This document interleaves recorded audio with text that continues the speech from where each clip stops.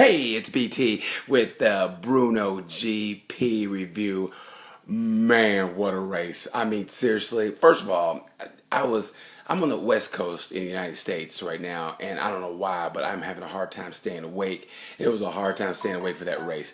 All I gotta say is, damn. I mean, the guy said it best when he goes, the conditions are disgusting. And he was British. That's how bad it was. And they know disgusting shit. Trust me. That's how bad it was. It was rain. Props to the Moto 3 guys, man. They did the damn thing in the wet. I mean, and it was wet. You know how bad it was? Here's how bad it was. Powie crashed. Powie. And everybody had their money on Powie. When it rains, Powie is like the Asian Ant West. You know, it's like, is it raining? Uh-oh. Call in Powie. He's like that superhero. Time to call Powie. And Powie comes in. Powie crashed. Bender crashed. Bender never makes mistakes. Bender is like that dude a woman marries. Yeah, a woman goes to that wild stage. She's going out with the bad boy, and then she marries like an accountant because she knows like he's not gonna, be screwing around. He's gonna be nice and steady. That's what Bender is. He's that nice and steady. Like, yeah, that was nice and wild, but I need nice and steady. Anyway, Bender crashed, and Bender never makes mistakes. Don't get me wrong; he's gonna make he's gonna win the championship, but he made a mistake. Everybody makes mistakes. Everybody makes mistakes. So I thought it was weird, man. That was a tough race, weird race.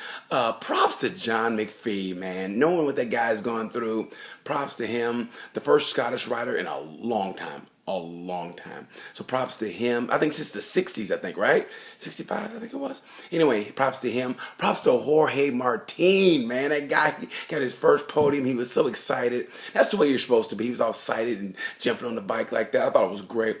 And how about Fabio Di Antonio, man? That guy, matter of fact, that guy's going to be the only guy left in Moto 3 next year. They're all leaving. Everybody's going. It's going to be like a ghost town. And Moto 3 next year is like this. Where'd everybody go? That's what it's going to be like. Everybody's leaving, which I think, honestly, if you have a chance to win a championship, you should try to win a championship. But if you're going to move up, and that's what those guys want to do, I think it's great. But stay and win the championship, man. If you're 17, 18, you got time. Come back next year and win a championship like Navarro. Navarro's great. He's going to Moto 2. I think Bastianini's going to Moto 2. Fabio Q, he's going to Moto 2. I mean, good for those guys. They're living the dream. But, man, stay and try to win that championship. But, I can't fault those guys. Good for them. But, look, you know who stayed? Brad Bender stayed. And now he's on the way to winning the championship. So, good for Brad. Even though he crashed, good for him. But I wish those guys would stay. Like I said, it was a tough race. When Powie crashes, its conditions are bad. So, props to John McPhee. Did a great job out there, and it's Bender's to lose, and that was the first Moto 3 race where you're like, it was it wasn't like, wasn't too exciting. I mean, those guys put it out there. It was raining, so I'm not gonna say anything bad, but it's like, And then we move on to Moto 2. The Moto 2 race. Here's my impression of the Moto 2 race. Oh, that's pretty. Corsi took out somebody. Simone Court. That's what it's like. I mean, no offense to Moto 2, but that was kind of a snoozer. Congratulations to Jonas Folger. And Simone, what does Simone Corsi have against Takagami? That was his second time wrecking that guy. So, I don't know. We thought he had a concussion, but Takagami was like, hey, man, what's the deal? Well, I mean, did I not pick up the check somewhere? What's up? And he didn't even look over. He didn't even look over. He crashed him and just kept going like, I didn't see nothing. I didn't do nothing. But the race direction saw it and he had to have a ride through, which is good. I thought the race, like I said, kind of was a snoozer. But the great thing about that race was, like I said, rain is always the great equalizer. And man, I thought it was awesome that, no offense to Zarco, but Zarco finished, 13th? Only because the guys in front of him crashed, which means the championship got a little bit tighter. Rins got it together. Rins put on his big boy boots and got a second place. Good for Rins. Rins did it, man. In those conditions, Rins came inside. Remember I said he didn't get dirty? Oh, he got dirty and got second. Good for him. And Sam Lowe's, man, I told you, Sam Lowe's is like, he's like a magician. He does some abracadabra stuff. One minute he's there, next minute, where's Sam? Where's Sam? And the next minute, I'm here, you know, and that's what he did. It's good for props to Sam Lowe's. It makes the championship a little bit tighter. I still think Zarco is going to win it, but you never know, man. I think they drop it down to 18 points. So good. So I think it's good for the championship with 7 races to go. You never know, baby. You never know. Silverstone, the weather's probably going to be shitty. We'll see what happens. MotoGP. Oh, I love it. You know what? I love strategy. I really do. And this is bad, but here's my impression of Jorge Lorenzo Friday, FP, F2. FP1, FP2. What's up, Jorge? Jorge. What's up, Jorge? Right? Saturday, qualifying 1, right? What's up, Jorge? Right? FP4. What's up, Jorge? You know, he's all happy. And then here's my impression of Jorge Lorenzo Sunday morning. Is it raining? It's raining. Why didn't the Lord love me? And that's what it was like. I mean, no offense to Jorge, but man, here's the deal. During that race, and when he came in, it's not the fact that he made mistakes. Everybody makes mistakes. Rossi makes mistakes when they come in. It's a strategy race. It's the fact he didn't act like he had any urgency. He got off the bike and walked to the other bike, and his mechanic was like grabbing his arm going, oh, get back on this bike. And he just said whatever and got on that bike and went off, and then he came back in. He just had a lackadaisical attitude. It wasn't so much that he made a mistake. We all make mistakes. It was his attitude. Attitude is everything. And he had like, oh well, and he walked to the other bike. I mean, that's the thing about it. At least Marquez does the hop, and you get off the bike, you run to the other bike. He just walked to like, oh well. So it was his attitude toward it. I think that's what makes people mad. It's his lackadaisical attitude. I mean, act like you're trying. It's like anything else in life. You know, okay, as a man, you know you don't want to go shopping with your girlfriend or she wants to go to the mall, but you go anyway, and you want peace in the house. You go, yeah, okay, hey, you want to go here, baby? But you're really thinking, I don't want to go there. But you got to act like, you got to look like this instead of going like this.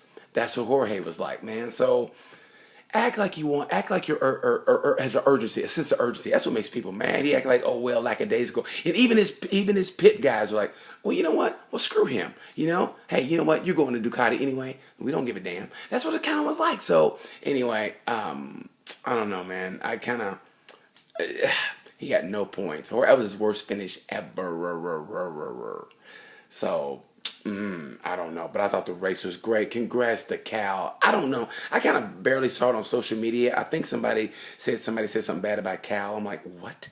You never say anything bad about Cal Crutchlow. How can you not love that guy? He's funny. He races hard. He loves his woman. He's got a family. You can't help but love that guy, man. He's like the sun. How can you not love the sun? I mean, seriously. He's just great. God bless Cal, man. His team did it. God bless him.